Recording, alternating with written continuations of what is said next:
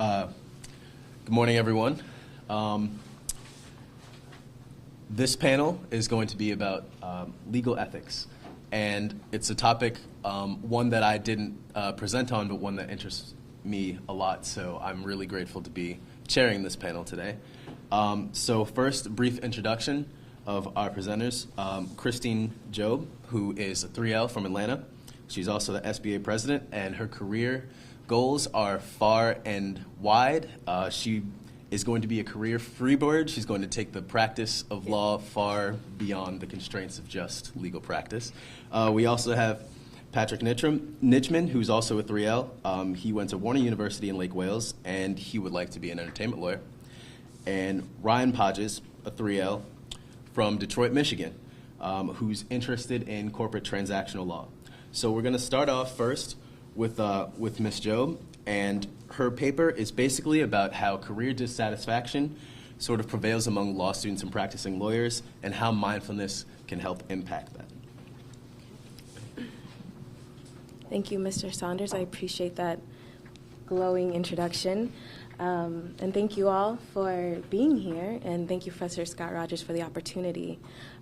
Quick note, I actually changed the title of my paper, so just to let you guys know, Mind Your Own Path, Mindfulness and Legal Career Development.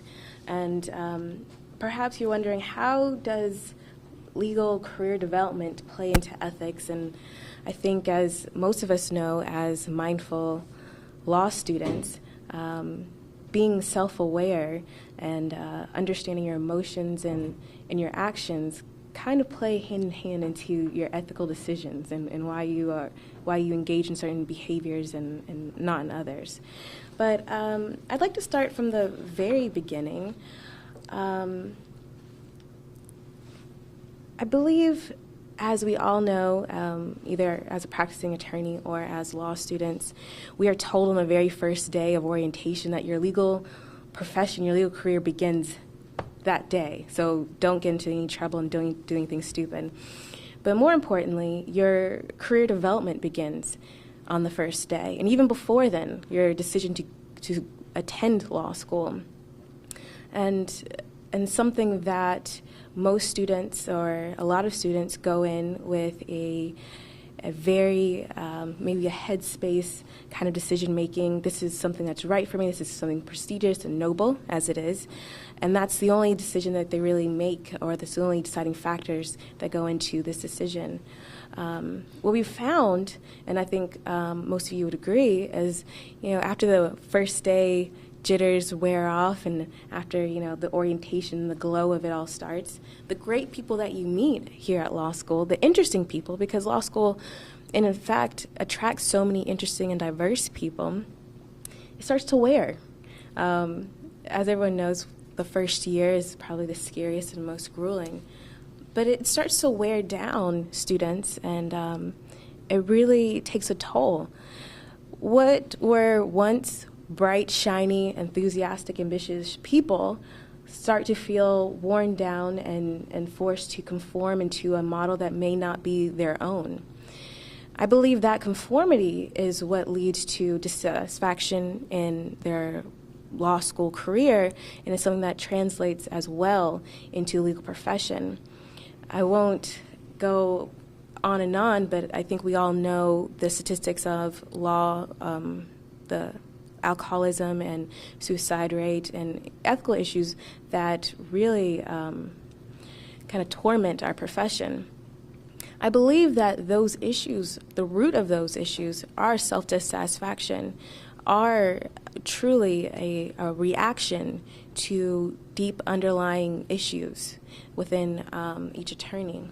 I believe those issues do begin with maybe a lack of choice, a lack of self-determination. So I'd like to first start with what I believe gives you that choice, what gives you that self-determination: mindfulness. As our previous speaker, Ben Love, said, mindfulness, cognizant awareness, recognition, present in the now, knowing your emotions, being self-aware. It sounds abstract, but it's so practical. Understanding your emotions, which really leads to understanding your motivations. So as a law student, understanding I'm frustrated, I'm confused, I don't know what's happening. Okay, well, maybe if you understand those emotions, okay, maybe I don't understand the issues of the assignment, or maybe I'm confused because this wasn't anything like thought it was going to be, and this isn't for me. So I think first, mindfulness, understanding its benefits. I'd like to just talk briefly about some of the techniques that I feel have been executed pretty successfully here at University of Miami through our Jurasite program, Mindfulness Sitting, and then also the support group of a Jurasite program. As many people know, law school can be quite a lonely experience, and having that support system is key. So to go, I guess, further into my discussion, I believe that the career development and the legal career development, as I said before, is not something that begins upon graduation, but does begin perhaps even before we enter law school. Because of that, it truly is never a destination, it is a journey. And it kind of goes into my, I guess, crux of my paper, which is the focus and the reevaluation of what are your end goals of your life. As a law student, if you believe going into law or becoming a lawyer, or if you decide to go into this profession wanting to make big bucks, be widely renowned and prestigious figure in the community, you may be disappointed. Not just a reflection of the current legal climate or the job market climate, but also maybe a reflection of our, I guess, perceived character in the community. So that focus on monetary and maybe external factors is truly a focus on maybe your means, regardless, instead of more of a focus of your internal factors, things that I want to be intellectually stimulated, I want to be challenged, I want to be of service, I want to provide justice. So what I have really, I guess, put out and proffer is a focus on end goals for law students from the very beginning. And with that focus of end goals, I believe through mindfulness practices, not only will law students find their law career or law school career more fulfilling, but also I think it will naturally lead them into a more fulfilling career. An example, a lot of times in law school, law school attracts overachievers, type A overachievers, who are used to receiving all of the glitz and glam. If there's an award, it's got my name on it. So you attract all those people, and then you are put in a situation where your pool of competitors are all have of the same mind, and there's only a small few of the glitzy awards. And if you don't receive it, then all of your self-worth and maybe all of your identity is lost, because who am I? And that's really a focus on attachments. So what I'm trying to really focus and really try to maybe steer our community into is to focus on the end's goals. I came to law school because I thought it was interesting. I came to law school because I wanted to be of service. I came to law school because I feel that this education, with my innate abilities, I can leverage them to really be a force in the world. Therefore, if you don't receive this award or this recognition, you're not derailed. You're still very focused because you feel that every obstacle or every experience is still helping and moving you forward into your goals. I think also that as a 3L, making that transition into the legal practice, there is a lot of pressure for students to go into a path that is tried and true, the beaten path. Well, I mean, practically, the beaten path is broken, and it's an old business model, and we have to think outside the box, and luckily, the JD is a versatile degree, and we can do that. But more importantly, when you take the time to really make choices in your life, to engage in self-determination, to engage in what motivates me, you're making decisions not based upon if it's easy or if this will get me happiness because so-and-so received happiness and success through this path.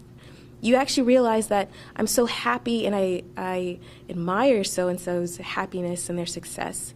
I like that idea. I'd want that for myself, but understand that our paths are different and be okay with that. I can talk forever, so I want to leave plenty of time, but I will just end with through the self-determination and through mindfulness practice, I think you will also understand that change is okay, that if you have an end goal in mind, the way you get there will be ever different and changing, and it doesn't have to look like anyone else's, and you'll have more confidence in that. But also, I think through mindfulness practice and understanding who you are, you'll have the ability to really leverage your own strengths to attack all the opportunities that are out there and understand perceived weaknesses that you have and to really work on those as well. And really transitioning that into a fulfilling practice. So thank you very much. Sorry. We'll take some time for questions. So I enjoyed that, and it's certainly a relatable experience for some of us in this room, if not all of us. My question is, you said, we should focus on the end goal, focus on the end goal, focus on the end goal. I know I came into law school wanting to practice area X. Yes. Now I'm not even sure I want to practice. So how is one supposed to focus on that end goal while at the same time giving room for that end goal to change? Okay. I think what I mean by end goal is more of like a lifestyle, a life goal. When you look back onto your life, what are the feelings and experiences that you like to have? Sometimes we get confused with these means goals, as I like to call them. We like to put all of our eggs in one basket saying, I want to have this lifestyle, I want to have this fulfillment, therefore I think it's through this practice area. This is what I have my heart set on. When we really think about, why is it that I want to practice criminal law, or why is it that I want to do entertainment law? What are the underlying motivations? Hold on to those things, because as in everything, anything and everything is temporary and everything is ever changing. I think holding on to those core values and aspirations of what you like your life to be will help you be not so rigid and be able to go with natural progression. So, Ryan? Thank you, Christine, for that presentation. You alluded to the stresses that are put on graduating 3L law students with regards to the job search. I think that even transcends now into lawyers looking for work, just the legal profession in general. What's your advice for incorporating mindfulness techniques in accepting rejection from employers and being able to handle that rejection? I think maybe not a traditional mindfulness technique, but I think being ever aware that a rejection is not necessarily a denial, and that, as cliche as this sounds, everything happens for a reason. And to understand that just because you have your heart set on something and you believe that through this particular firm was the only way it was going to happen, it's not necessarily true. To truly be open to however the opportunity will manifest and present itself to you. A lot of times we have blinders on, especially being law school students and lawyers. We're very headspace. We're very, linear. Here, here, here. That's it. There's no room for any kind of creativity or movement. I think a way to really reduce the stress is to say, I have the skills, I have this goal. I'm going to be open to however it presents itself to me. And it may present itself to me in a way that I had no idea, which may be best, because as law students, we will think that's crazy, it makes no sense, and can never be, and really stop that flow to us. Does that help? It does. Okay, sorry. Thanks a lot, Christine. That was an Thank you. excellent presentation. We are now going to move to Mr. Nitchman, and the body of Mr. Nitchman's paper is about how mindfulness can inform the exercise of Christian spirituality, despite the fact that mindfulness itself derives from Buddhist principles. So, Mr. Nitchman. Thank you, Chris. I have to say I'm glad Christine went first because of her voice and presentation style. I feel much more calm in going. So that was very nice. I appreciate it.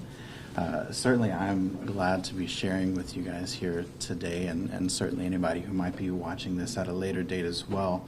And I want to kind of preface the substance of what I want to share with you with a couple of things. One, certainly I'm glad to kind of share what I have with you, and there will be time for questions at the end. But if you have a question in the middle, I would encourage you to raise your hand and ask it. I think perhaps in the spirit of mindfulness and some of the things that we've done, I think it would be interesting to see if the presentation maybe decides to go in a different place or in a different direction. Certainly we've already this morning experienced some change in direction, and I think that can be quite an enjoyable experience. So if you have a question or a thought, please feel free to raise your hand while I'm speaking. And secondly, my experience in this class and in writing this paper has been a very personal one, a very personal journey. What I wrote on was a huge part of my own life and experience, and how my Christian faith and beliefs kind of intersect or maybe create tension in some of what mindfulness is, and really kind of learning and exploring more about that. And so that's kind of what I wrote on. But I felt like maybe for this presentation today, in order for it to have maybe a little bit greater impact, I wanted to broaden the context a little bit. And so what I'm going to be talking about is a little bit more generally just about spirituality and mindfulness, and also talking about a kind of a similar or parallel movement in the legal profession called religious lawyering. And so hopefully maybe the broadening that will allow you to get a little bit more out of it. So that being said, the first thing I want to talk about is just to kind of identify before we get into maybe what I think some of the solutions are, identify maybe what some of the problems are that mindfulness and spirituality can address.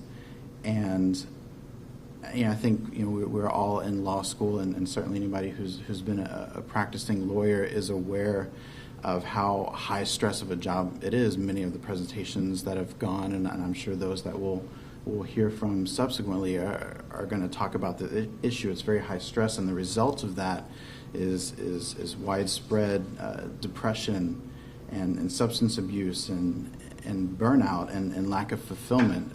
It's as when you take professional responsibility and just when you talk to other attorneys, it becomes very clear that these things are going on, that it is unfortunately just a very real part of the modern practice of law.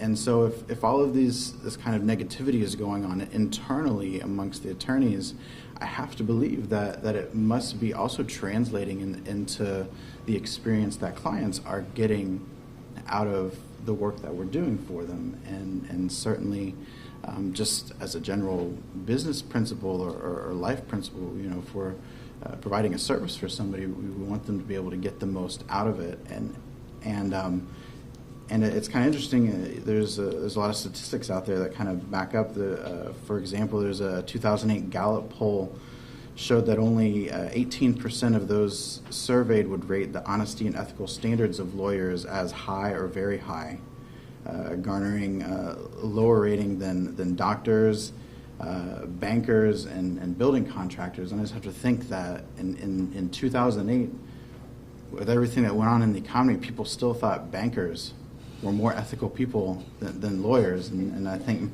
maybe that's unfortunate and very telling. Additionally, the ABA has done a fair amount of research on this as well, and has found in one survey that 69% of those polled agreed that lawyers are more interested in making money than serving their clients. And additionally, 57% believe that most lawyers are more concerned with their own self-promotion than the client's best interest. And so I think both anecdotally and statistically and just through common sense, there's a problem. But I believe it can be fixed. And I think it can be addressed in some very practical ways. And I think that's where mindfulness comes in. I think that was probably that was how it got started. That's why it came about, because I believe that mindfulness offers a solution to some of these issues. And so kind of what is mindfulness? I know one of the definitions that we've been kind of working under in this class comes from John Kabat-Zinn, who says that mindfulness is paying attention in a particular way, on purpose, in the present moment, non-judgmentally. And so, so what does that mean? Like, how is that manifested in practice? And so what do? We have meditation. We do sittings. Health is a big part of it. Our sleep habits, our eating habits. We do listening exercises. We do mindful walking. Just some of the things that we've been able to experience and do this semester. And when I kind of look at that definition and look at those components of mindfulness, it seems very clear to me that mindfulness is solely about a practice. It's a thing that we do, and I think. So what's interesting as I kind of start to apply the idea of spirituality to that, what seems maybe missing is belief. That mindfulness is just the practice, and I think there's another component, and I think if you look at the development of mindfulness, how it's largely based in Eastern religions and Buddhism specifically, to me, in a lot of ways, it's taken the practice from Buddhism but kind of de-spiritualized it as a religion, and I don't necessarily think that's bad, but I think we can learn from that, and I think that can really help us understand how to use mindfulness, what it is, but perhaps also where there may be some weaknesses in the movement as well. And so what I think can kind of come in and fix some of that is the idea of religious lawyering. And religious lawyering is another movement in legal practice. Similar to mindfulness, its initial origins can be seen in the second half of the 20th century. But really it's kind of grown and developed in really the last 2 decades or less. And what religious lawyering is basically is it comes in and in a lot of ways a lot of lawyers feel compelled to compartmentalize their religious beliefs and practices from the practice of law. And I think that's been really the prevailing approach historically. And what religious lawyering says is it doesn't need to be that way. And in fact, it probably shouldn't be that way. That we can have a better experience if we allow those religious beliefs, and it's not limited to any particular religion. The religious lawyering movement involves Christian, Catholic, Judaism, Buddhism, all types of religions, and it's just simply saying that these kind of spiritual beliefs can and perhaps should be a part of how we practice law.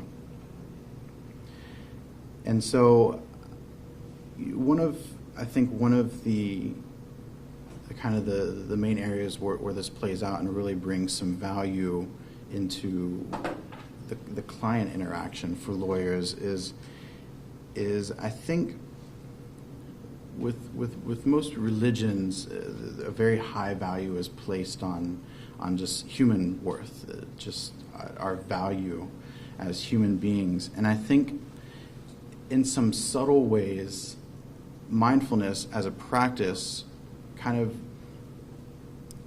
replaces that value with non-judgmentalism.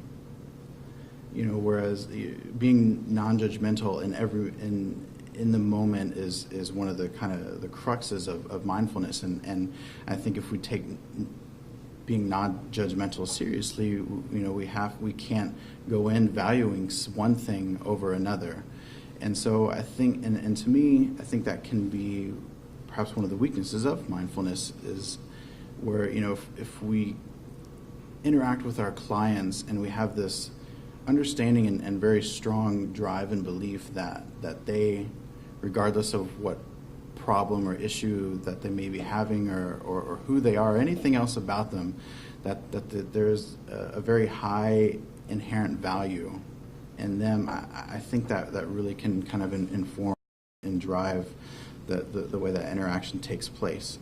And so that kind of leads me to understanding the difference between mindfulness and religious lawyering in this way. And I think the difference between those two is the difference between doing well and doing good. And I think mindfulness is used and is important and has become popular because it helps us do well as attorneys. The practices and the attitudinal changes that it can create in us are help us become more successful as attorneys. But I think sometimes, we can forget, and going back to what a lot of the public thinks is if we're just trying to do well as an attorney, perhaps sometimes it's easy to start to put, maybe even in an unconscious way, our own interests before those of our clients, and so that's where I think this distinction between doing well and doing good comes in. I think if we take the religious lawyering approach that in a very significant way values personal relationships and people in general, regardless of where they're coming from, I think it becomes easier to make sure that their interests are not before the lawyer's interests. And so I think, as we kind of as that plays out, I think, and again, I think, there's a lot of subtlety in this distinction, and I think, the mindfulness, I think a lot of these good things can come out of the mindfulness practice. I don't think it forecloses any of this, but what I really just kind of wanted to share today, the crux of it is just this something to think about in this approach, and to me, I think the religious lawyering approach, which can certainly gain a lot from the mindfulness practices, I think it is kind of in the end a better approach. And so I just kind of want to sum up with just one parallel that was in my paper and specific to kind of my own faith and beliefs, and I just want to kind of juxtapose the definition of mindfulness from Jon Kabat-Zinn with the Scripture. And so just going back, that definition, mindfulness is paying attention in a particular way, on purpose, in the present moment, and not judgmentally. I just wanted to share with you from the Christian Bible out of the book of James, chapter 1, verse 19. And it says, "Let every person be quick to hear, slow to speak, and slow to anger." And I think it's a perfect parallel to our definition of mindfulness, that paying attention on purpose is being quick to hear, that we're not there for ourselves, we're there to engage in what the person that we're interacting with has to say. I think paying attention in the present moment is being slow to speak, that we're not there, again, just to get out what we have to say, that we're there to experience the moment and what the moment has to offer, and react to that in a way that is perhaps more valuable than just letting out what's in there. And then lastly, paying attention non-judgmentally is being slow to anger, so to speak, because I think anger is a very natural byproduct of judgment, and anger not even necessarily high anger, but even on a very small level. And so that's kind of what I wanted to share with you guys today, and I appreciate the opportunity, and would be glad to engage any questions or discussion that you might have. In the interest of time, let's make sure that we get 2 questions in, and then at the break, if you have any more questions for Mr. Nishman, we can take them then. All right. So, tell me, you had your hand. Well, first of all, thank you for sharing something so personal and that resonates so closely with your own familial experience. I was just curious to know how you think, in particular, Christianity would help you as an attorney to sort of prioritize your own objectives when helping a client. So to kind of make sure I understand, so I mean, are you kind of asking, what approach should we take, or how does Christianity help in making sure that maybe like we don't get kind of run over by our clients, or? Sort of. Well, the client is going to sort of present a desired outcome. Uh-huh. How can Christianity help to navigate facilitating that desired outcome, obviously while maintaining strong ethics and things? Sure. That's a great question, and I think a lot of it comes down to having these kind of underlying beliefs and practices that people are valuable, and so in an instance where perhaps a client is coming to us and maybe has an unreasonable expectation, or we feel like what they're trying to get out of this is not going to make them happy, or is not really going to satisfy them. I think understanding some of these kind of the underlying human value and cost of this whole process. I think you can address those problems in a way that's not saying that this outcome isn't good because I can't do that, or because you're not thinking clearly, or something like that. I think understanding perhaps why. I think I know from my personal experience in working a law firm, clients come and they feel like they want X. But as you hear their story of why they're there, a lot of times it's clear that they think they want X, but what they really want is something different. And helping to understand that, this is what the law can do, but here, maybe this is what you're really looking for, and just helping kind of explore with them, what do they really want? I mean, do you just want a dollar figure out of this, or do you want satisfaction or fulfillment, or some other kind of maybe emotional need to be met? And I think it can help. I have more of a practical question for you, not in terms of law practice, but personally. Mm-hmm. And you can choose to answer this personally if you're comfortable, or generally. Yeah. I'm curious about your thoughts on the relationship between mindfulness practice and prayer. If mindfulness practices have affected your prayer process at all, or B, if you find that this self-awareness in practicing mindfulness before you go into prayer sort of changes your prayer process in any way.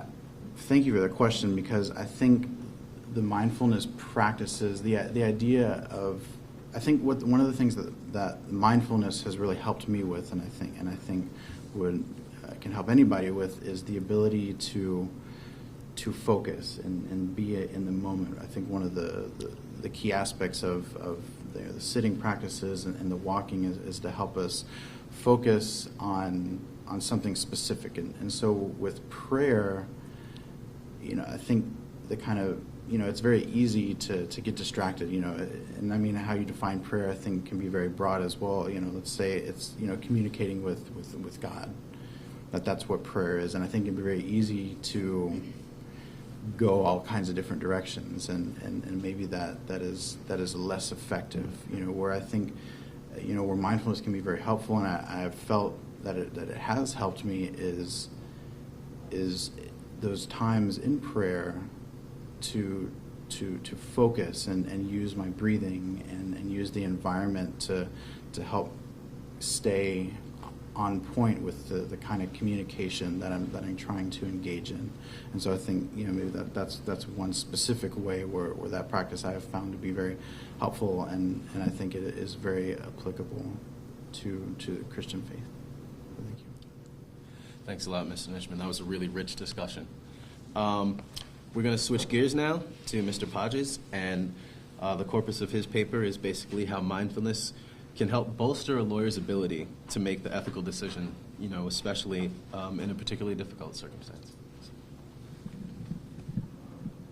Well, excuse me. Thank you, Chris, for that introduction, and thank you, Patrick and Christine, for those really interesting discussions. I am here to talk more generally about mindfulness and ethics, and I think one of the reasons I think this topic is so important is because, not everyone in this room is going to be a litigator or a mediator, but as lawyers and as people in general, we're all going to come across ethical dilemmas. And it's my belief that practicing mindfulness will lead to more ethical decisions, or being able to more easily make ethical decisions. And so I'll start with a definition of mindfulness that's been tossed around a couple times before, but I'll repeat it. And that's John Kabat-Zinn's definition of mindfulness, which is paying attention in a particular way, on purpose, in the present moment, and non-judgmentally. And as Jeremy mentioned earlier, there are really three components to being mindful and to mindfulness, and that's intention, attention, and attitude. Intention is an essential part of our mindfulness, and it's actually easily overlooked. Your intention is like your compass.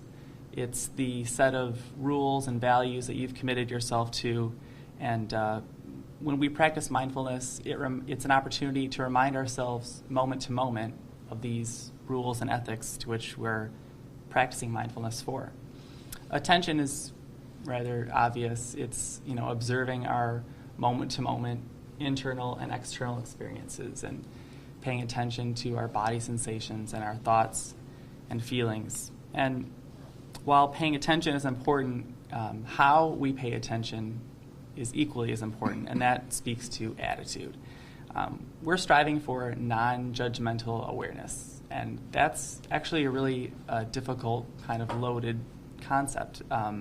But I believe with mindfulness, you can learn to approach a moment non-judgmentally, even when the circumstances around you are sort of contrary to what your expectations were or what your hopes were. And it's important to have an attitude that continuously commits you to bringing kindness, curiosity, and openness to the moment. And when we do that, when we bring that to our awareness, we have the capacity not to continually strive for a pleasant experience or to push away an experience that we find unpleasurable. And we're able to accept the moment as it just is. Without this attitude, it's easy to strive to make the moment something it's not. And when we do that, we don't allow the moment to be as full of opportunity as it otherwise might be. As Patrick sort of alluded to, when mindfulness has its origins in Buddhist spiritual traditions, and when mindfulness and Buddhist practices first began, ethics and morals were a critical part of teaching mindfulness. And yet, for some reason in the Western world today, we don't really talk about ethical codes and morals as part of mindfulness. And that's why I think mindfulness and our model rules of professional conduct and responsibility as lawyers work together really well. We no longer have a universal ethic code that's taught with mindfulness. So the rules and ethics codes that we have as lawyers really sort of fill that gap. And as lawyers, we have special codes of conduct, and that's because we have very specific and specialized responsibilities. And those rules can play a very central role in the way we practice mindfulness in our professional lives. When we practice mindfulness successfully, it can lead to two different things. The first is it slows things down. I don't think a lot of unethical decisions that are made for lawyers is due to people being inherently unethical. That might be in some cases, but a lot of times I think it's because people don't take the time to slow down, to think about what they're doing.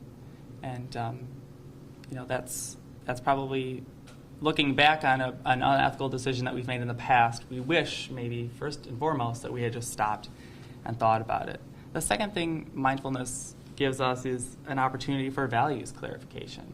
We want to live in alignment with the values that we've chosen for ourselves and reinforce them.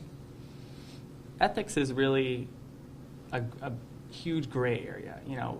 Making ethical decisions can be really tough. And even in situations where it's easy to make an ethical decision or we know the right ethical choice, it's sometimes hard to make that decision or do the right thing because there's a temptation to do something that's a little easier or unethical, and that's intensified or complicated by conflicting interests or the fact that we won't get caught or the fact that there may be little to no consequences if we do get caught.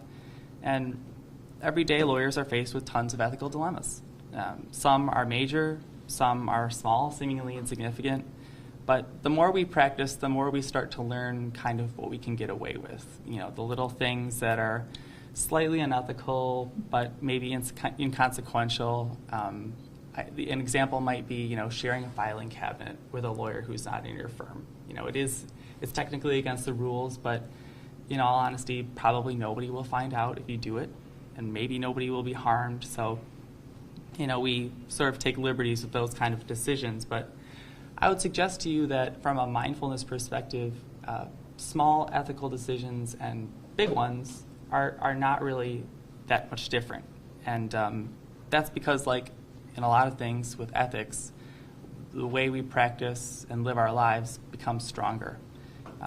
Making small ethical decisions is important because when we make small ethical choices over and over, it reinforces our values, and it makes it easier to make an ethical decision when a big choice comes our way. And that goes back to my discussion of intention. Through mindfulness, we become more aware of our thought processes and intentions behind our actions. Mindfulness also increases our ability to notice the sort of self-centered, self-serving thoughts and emotions that can lead to unethical behavior. And when we observe those thoughts and feelings from a distance, when we sort of sit with them, take a minute to observe them, their power and strength and influence over us starts to diminish a little bit. And that's something that's asked of a lot of people that go on mindfulness retreats. In fact, some people will go on a mindfulness retreat and there's a ground rule that you're not allowed to take or borrow anything from anyone that has a monetary value over a penny. And it's amazing that the people that come back from these retreats say, I cannot believe how many times I just wanted to, take a little squirt of shampoo because I forgot mine, or borrow someone's hairbrush because, no one's going to know that I did it. And it just goes to show how many times we take what's not offered to us without thinking.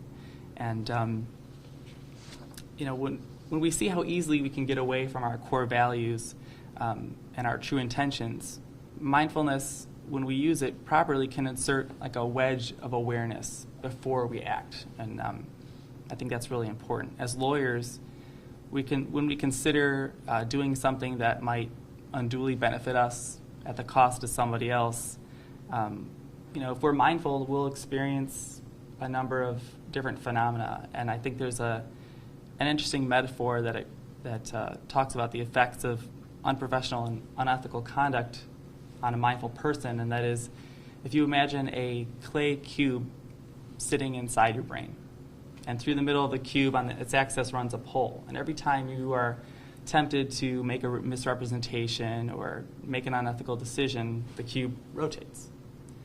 And at first, when it rotates, it creates this great friction with all the brain matter that's around it. The edges and the corners of the cube really it creates this friction that presents itself to you in a way that, deep down, this might not be right, or I should maybe do something different. It feels kind of wrong. And at that point, you have an opportunity. reflect on your intention. You can make a self-corrective action, but if you suppress it, if you continue to say, well, it's not that big a deal, it's just a small rule, whatever, the cube will continue to rotate. And as it does, because it's made of clay, the edges and the corners will start to fade away. And eventually, it just becomes a sphere that spins easily without awareness and friction. And if you're not a mindful person, that feeling of friction can fall below the level of conscious awareness. And if we are mindful, it increases not only our capacity to notice that feeling and present and have the opportunity to change our actions, but it also increases the likelihood that we will notice it. So when you're presented with an ethical dilemma, what should you do? I would suggest that the first thing you do is stop. Pause. Take an assessment of your body sensations, your thoughts, your feelings. Sort of sit with those for a minute. And then ask yourself, what is your intention? How does this choice either take me closer to that intention or pull me further away? And ask yourself if it's in line with your values. And as Patrick said, I would just want to reemphasize that mindfulness is a practice. And it's not something that even if you commit yourself to, that you're going to consistently act in a mindful way. And even the most advanced practitioners have spoken to this. Pure Vilayat Khan, I hope I got that name right, is a great meditational leader who took Eastern spiritual practices and adapted them for the Western world. And he was quoted as saying, of the many great leaders and teachers I've met in India and Asia, if you were to bring them to America, give them a house, 2 cars, a spouse, 3 kids, a job, insurance, and taxes, they would all have a hard time.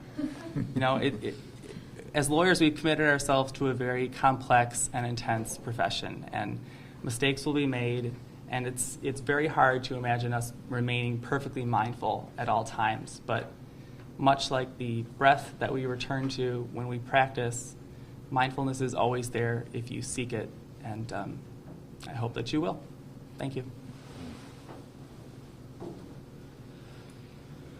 It's a great presentation. We're opening the floor for questions. Speechless they are. What do you think is the best way in some of the smaller situations when you know what your core beliefs are and you practice mindfulness? In the examples you gave, I liked the one about how even though it's a small ethical decision to not share your file or same compartment with another lawyer, what do you think are some of the best ways to sort of, without being overbearing, but sharing that view with another, lawyer in the law firm? Well, I think, sticking to your core values, reiterating, look, I know this is a small thing, but, it is against the rules. Or, just communicating your core values, I think, will alleviate a lot of the concern you may have over it being sort of a seemingly inconsequential thing. I hope that answers your question. Yeah, no. Yeah. I really enjoyed your presentation, in particular your steps, sort of step by step on how to tackle an ethical situation. Now it's great when you have the time to pause and think. But what about in those small, in the moment decisions? How do you find that mindfulness has helped you sort of tackle those? I think the first thing I would say is that a lot of times we feel like a response is necessary immediately, and that might not be the case.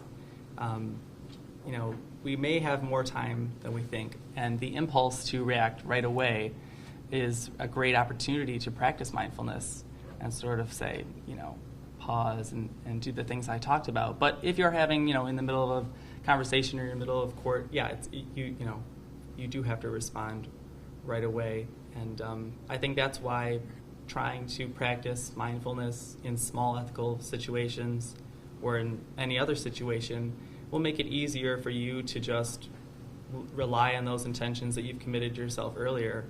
And that's why it's easy to